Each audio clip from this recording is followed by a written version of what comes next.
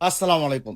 গতকালকে যারা জননেত্রী শেখ হাসিনার বক্তব্য দেখতে পারেননি এবং যারা বুঝতে পারেননি, বাংলায় ট্রান্সলেশন করা এই ভিডিও সবাই দয়া করে দেখে যাবেন এবং জননেত্রী শেখ হাসিনা কি বলল বুঝতে পারবেন। এবং জননেত্রী শেখ হাসিনা ডিসেম্বরের আসার কথা ক্লিয়ার করলেন, কিভাবে প্রত্যাবর্তন করবেন সম্পূর্ণ কথা এই ভিডিওতে আছে, ট্রান্সলেট করা বাংলা ভাষায়, আপনি বুঝতে পারবেন। ভিডিওটা দেখে পর্যাপ্ত পরিমাণ শেয়ার করে দিবেন। We are not able to get her online. Yes, please, Spanish TV. Yes, AB. Yes. আজ বুধবার 5ই আগস্ট 2026। দিল্লিতে এখন ঘড়িতে বেজেছে রাত 8টা। কয়েক মিনিট আগে এখানে দিল্লির ফরেন করেসপন্ডেন্টস ক্লাবে শেষ হলো শেখ হাসিনার, যিনি ঠিক আজকের তারিখে 2 বছর আগে ভারতে এসে নেমেছিলেন, তার প্রথম লাইভ প্রেস ইন্টারাকশন।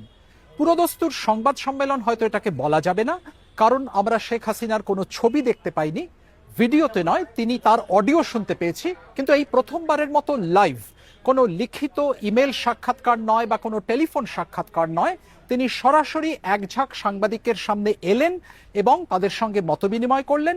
ওই একই সাংবাদিক সম্মেলনে তার ছেলে সজীব ওয়াজেদ জয় যোগ দিয়েছিলেন আমেরিকা থেকে, ছিলেন আওয়ামী লীগের অন্য নেতারাও, এবং দিল্লিতে এই বিদেশি সংবাদ মাধ্যমের প্রতিনিধিদের সামনে তিনি তার নিজের বক্তব্য এই প্রথমবারের মতো গত 2 বছরের মধ্যে তুলে ধরলেন। যথারীতি এই প্রশ্ন উঠেছিল যে শেখ হাসিনার বিরুদ্ধে জুলাই আগস্ট 2024-এ যে হত্যাকাণ্ড সংঘটিত করার অভিযোগ রয়েছে, সেই ব্যাপারে তিনি অনুতপ্ত কিনা, তিনি এইটার জন্য অনুশোচনা প্রকাশ করবেন কিনা, দুঃখ বা ক্ষমা প্রকাশ করবেন কিনা। এই প্রশ্নের উত্তরে তিনি বলটা ঠেলে দিয়েছিলেন তার ছেলে সজীব ওয়াজেদ জয়ের কোর্টে। এবং সজীব ওয়াজেদ জয় তার উত্তরে বলেছেন, মোহাম্মদ ইউনূসের তত্ত্বাবধায়ক সরকার যেভাবে ইন্ডেমনিটি বা রক্ষা কবচ দিয়েছে হত্যাকারীদের, তাতে এটা বলাই যেতে পারে যে বাংলাদেশে একটা হত্যাকাণ্ড রক্ষা কবচ পেলে অন্যটারও সেটা পাওয়া উচিত।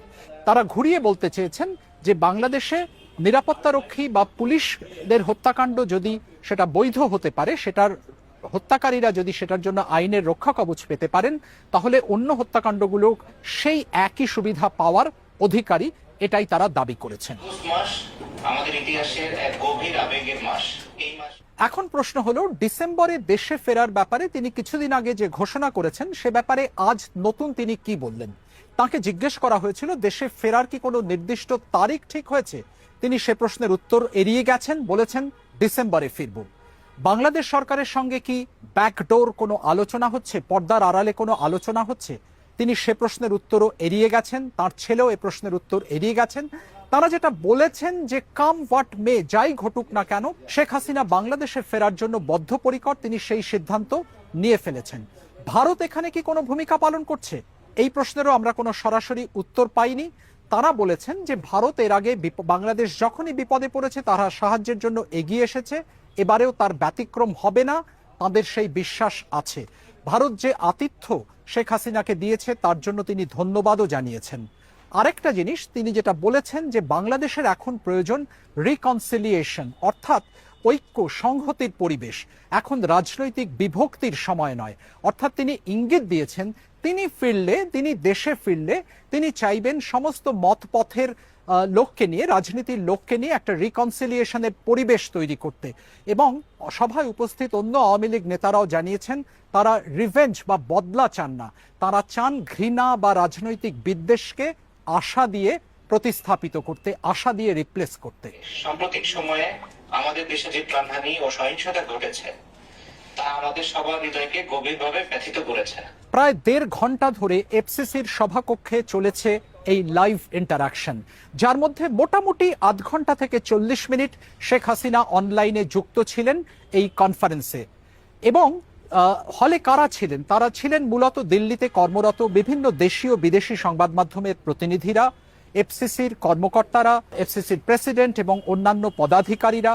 এবং ভারত সরকারের বা বাংলাদেশ সরকারের কোনো প্রতিনিধিকে কিন্তু আমরা এখানে দেখতে পাইনি। তবে ভারতের সাবেক কূটনীতিক এবং বাংলাদেশে নিযুক্ত প্রাক্তন হাই কমিশনার ভিনা সিকরি ছিলেন, এবং অনলাইনে যারা যুক্ত হয়েছিলেন তাদের মধ্যে ছিলেন ক্রিকেটার সাকিব আল হাসানও। আমরা জানি সাকিব আল হাসান আওয়ামী লীগের এমপি ছিলেন, তিনি এই মুহূর্তে খেলছেন শ্রীলঙ্কা প্রিমিয়ার লিগে কলম্বোতে।